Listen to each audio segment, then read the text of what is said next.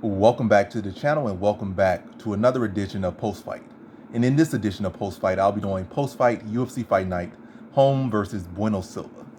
And yeah, I went 12 and 1, 12 and 13, which is like 92%, 92.3 or something percent. So a solid card, very solid card, phenomenal card. I ain't gonna say like, oh, because of this, because that. Phenomenal card. You get 12 of 13, 90%, 80%, phenomenal. So phenomenal card. Can't take nothing away from it. It's a phenomenal card.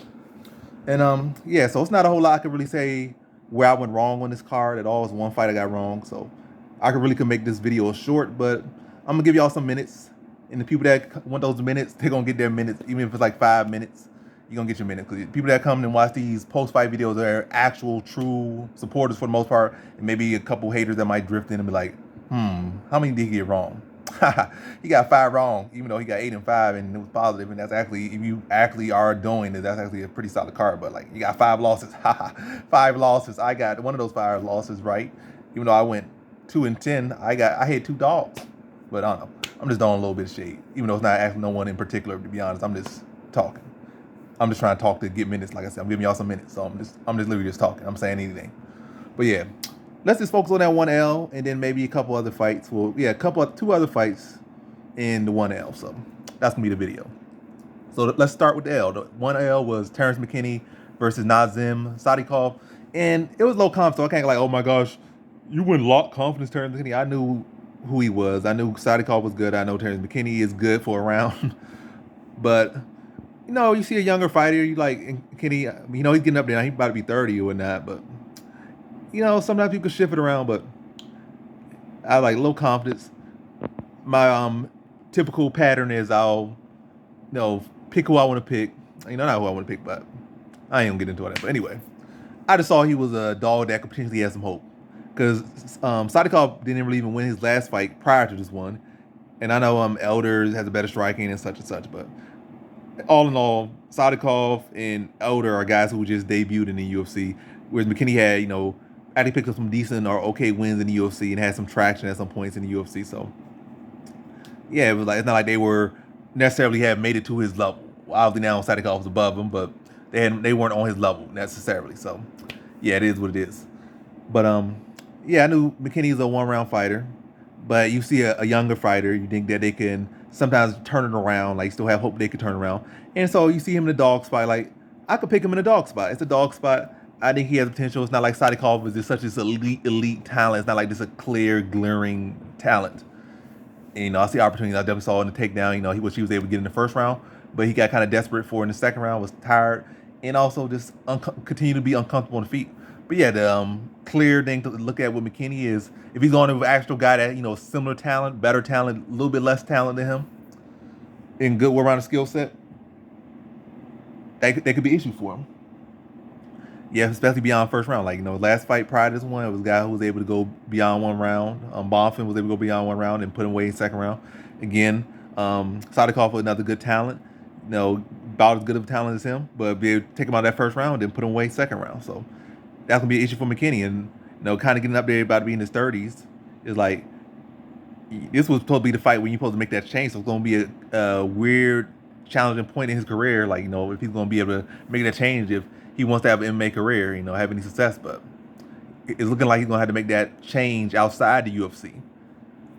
Hopefully, that's good for him. But yeah, I guess the pattern's already out there. Like, if he's fighting someone that's like, again, around the same level of talent to him, I was like, again, to say roughly around the same level of talent to him, and they can address his wrestling and take him out of the first round, then that's who you should pick the other fighter. Because he has not fixed that issue in his game. And I don't think it's purely cardio. I think it's mental. Like, I think when he's on the feet and you don't fall over for him, I just think he crumbles. Like, a lot of times we see people throwing shots, you see him ducking heavily, like telegraphing how he reacts to shots. It's just a lack of comfortability out there, a lack of composure. You see even guys like Phil Davis and Aljamain Sterling, especially Aljamain, well, both of them at really large points of their career aren't truly comfortable on the feet. So you just see him just throwing a lot of kicks out there, because they want to keep you off of them. But McKinney he just starts to go in panic mode when people start to pressure from power. It's not like he looks to throw some kicks, they look to throw some spinning back fists or nothing. This is much like Aljo fills up the gap with a lot of kicks, like little weak kicks, but they keep you away from him.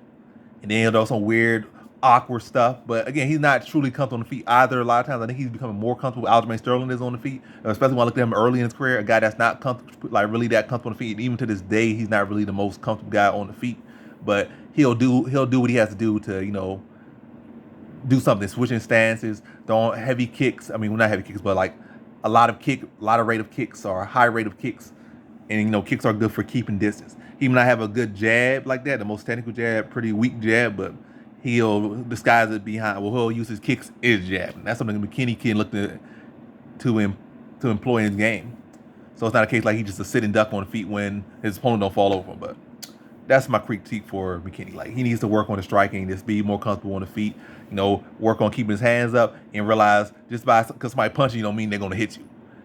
If you got your defense is solid, your head movements on point, you can avoid those shots. So somebody can have kryptonite in their hand, but you know how to move your head, it don't matter. Like, it only matters they can hit you. And it's much harder to hit the head than it is the body. So if you're so worried about getting hit in the head, just move the head like slight little movements. Work on that head movement. Work on the jab. Those shots ain't there as much. Use your feet. So nothing to be afraid of. I mean, it's a fight in the day, but you're only making it worse when you out there leaning over, panic wrestling, and just acting like you some nerd getting chased by the schoolyard bully. You don't know no type of martial arts. You've been training, fighting, got all these fights, got all these years in your belt. You should not be overreacting to shots like that. You shouldn't. But yeah, that's my talk for him. So most of the videos are pep talk to Terrence McKinney. And then a little bit for Maddalena here. I picked Maddalena. He won lock confidence. So he did make my lock confidence look a little bit bad. He made it look like probably high. Yeah, probably high confidence. He looked more like high confidence. You can say, oh, it was a close fight, but it wasn't really that close, to be honest. It was way closer than it should have been. I said should have been. It was way closer than it should have been, but it wasn't all that close in my honest opinion. Like, it was close enough for a robbery, but I felt Maddalena did the more effective work. All beyond the first round, really, all what's the name? Hafez really did was take advantage of the fact that Maddalena kept going for these guillotines and these chokes and his grappling attempts that allowed Hafez to get on top. But even in the second round, I think he got like 2 minutes of the second round on top. But what did he really do? He did literally nothing in that fight in that second round, and was close to getting finished in that second round if he getting mixed up, hit with power shots against the cage. Then Maddalena tried to go for a submission in the bottom. Third round, again, similar situation, picking him apart. And then, Maddalena did a good job defending. Then he tried to, take his back and doing okay with it, but he stayed on it too much and ended up on the bottom at some points in that third round. But yeah, I feel like Maddalena, in my opinion, could have won 3 rounds, but I would say he definitely won the second and third. It was no up for debate. But one judge just wanted to make it spicy and try to say split decision. But yeah, it wasn't that close in my honest opinion. Like, he had a good first round, but just like I said, you come in there as this big, heavy welterweight coming on short notice. He did well. He didn't quit. A lot of these guys will quit, especially a lot of the wrestlers. Like, they can't wrestle no more. They quit. You hit them to the body once, they lean over. They beg the ref to stop the fight. It's over. But like I said, his heart was that he definitely got a lot of heart. Because a lot of these other grappler-based fighters will have quit. Like, it was plenty of opportunities for him to quit. He came in on short notice. He was winded beyond the first round, and he stuck in there for 3 rounds, taking heavy shots, and made it a fight. And Maddalena helped him make it a fight more so in those second and third rounds. But again, a lot of guys would just gas out, tire out, just let somebody sink the choke in so they don't have to, feel the pain of being exhausted. But like I said, he was in some deep submissions at points. He was hitting some heavy shots, and at no point was there any quit in Hafez. So good look for Hafez. I think he'll be able to pick up some wins in the UFC. And I think the sky's the limit for him, to be honest. I'm not saying the sky's the limit. I don't think he'd be no championship material, but I definitely could see him as a solid middle of the pack guy that might peak into the top 10 at most. But solid guy. No insult to him. That's what my observation sees. Maddalena, he gonna, if he gets up further in the division, especially in some big crucial fights, he got to work on that fight IQ. But I guess he didn't really know who Hafez was, to be honest. And so he thought he could go for these things, but yeah. It also is not really that many great wrestler BJJ guys. You got Kobe Covington and Usman, and Usman probably about to retire. Kobe probably about to retire too. But Kobe really ain't got the BJJ like that. And Usman definitely really ain't got the offensive BJJ like that. So it's not like they're the same guy. And I'm not saying he'll beat them or not beat them, but I'm really saying he probably not even going to fight them. Maddalena will. And the guys that he's really about to fight right now, really on no submission grappling. Like, I could definitely see him fighting Bilal Muhammad. Bilal Muhammad ain't really got no submission game, or hasn't really shown no significant submission game like that. More so just wrestling and positional control, but no real grappling. But yeah, all in all, Madeline, this guy patched that up in his game and make some better decisions out there. Yeah, because that fight shouldn't have been as close, or those opportunities should not have been there as much as they were. That's all I'm gonna say for that one. And then the main event, Holly Holm versus Myra Bueno Silva. Pick Myra Bueno Silva. I think I picked third round submission. I think I was thinking like armbar submission, but similar pattern to what happened. Myra Bueno Silva pressing hard with offense, making Holly Holm work. Holly Holm at this point in her career, she's looking to grapple more now. That's what older fighters typically do.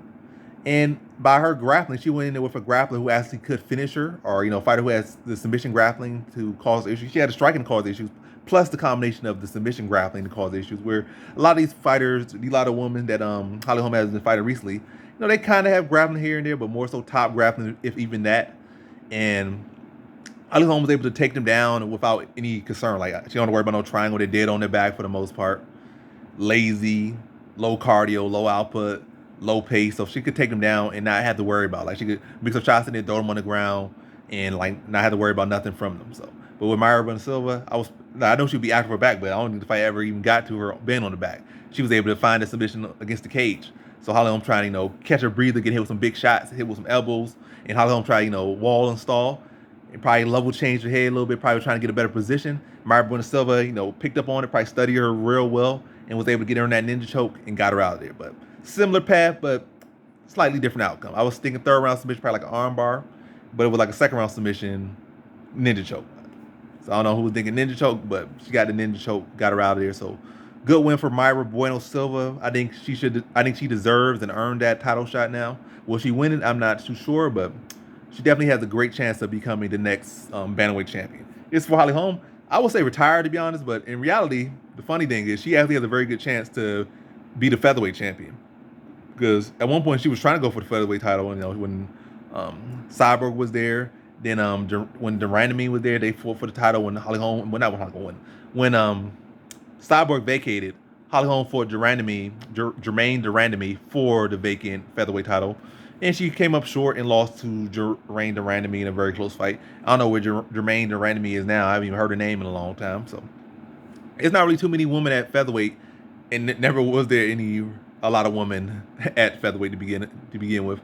So I think she could go up to featherweight, and also it's not really too many people with a submission threat. It's definitely someone with power and good well-rounded skill set, and obviously everybody's younger than Holly Holm. But it's not really too many good featherweights now, then, or ever in the UFC. It's only the best it ever was when Cyborg was there, Holm was there, and Amanda Nunes was there sometimes. So that was probably the best it ever was.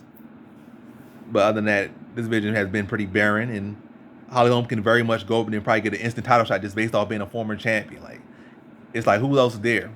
So she's probably gonna go up and probably fight what's her name? Who just won? Norma Dumont for the title. And I think she has a good chance against Norma Dumont. Dumont don't really got no real she's not really that active with her submission game. Her approach is kind of similar to Holm in a sense, and I think Holm overall is a better striker, but Dumont's younger, she got more power and more finishing ability right now, but she's a decisionator. So again, it's definitely a good opportunity because, to be honest, look, Dumont's a decisionator, but maybe when she gets in that big spotlight for the belt, she'll turn into a finisher and she'll choose Holly Holm to get up for and start shifting from a decisionator to a finisher. I said finishinator.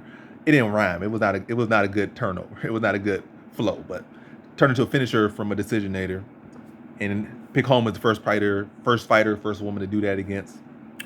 But yeah, I definitely could see Holm going up, maybe beating up one of those cans at featherweight, and then getting a title shot against Dumont for the vacant women's featherweight title. So even though Holm is old and declining and all this stuff, she's still very much live in a dead women's featherweight division. They only got like 3 women. So she'll be a welcome addition at featherweight. So I don't think she even should try to fight at bantamweight. Don't worry about cutting weight anymore. You got about 2 good years. Matter of fact,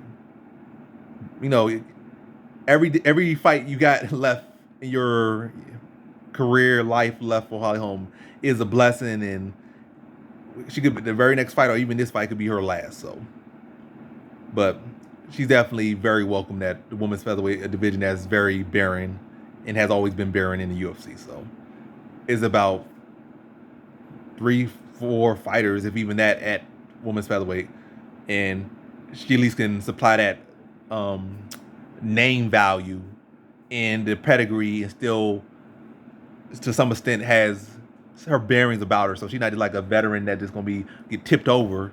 She's still, as a matter of fact, even this fight she had looked good on the feet, but again, it's just like, it's not like she's in her prime. She's far beyond her prime, so she can't stick and move for 5 rounds or 3 rounds. It's got to be a stick and move, throw some kicks, and then look to crash into the clinch and like maybe try to get some trips or just kind of wall install. She can't do that.